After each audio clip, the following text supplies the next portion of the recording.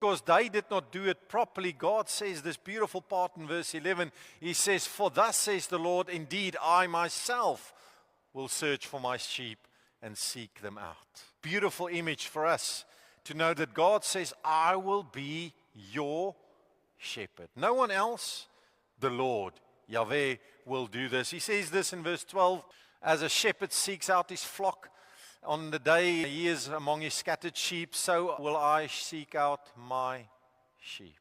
He will come and look for you because he's our shepherd. Isaiah also speaks about God as a shepherd. He said he will feed his flock like a shepherd. This image of God, Yahweh, being the shepherd, this was well known. That's why Jesus quotes this, as we said at the start in John 10. And we'll also see the Hebrew writer using this image that says that now may the God of peace, who brought our Lord Jesus from the dead, that great shepherd of the sheep. Jesus is our shepherd.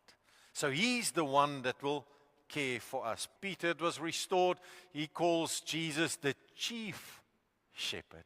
He will appear, and then we'll receive the crown of glory.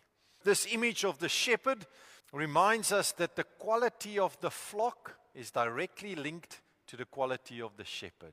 The Lord is our shepherd.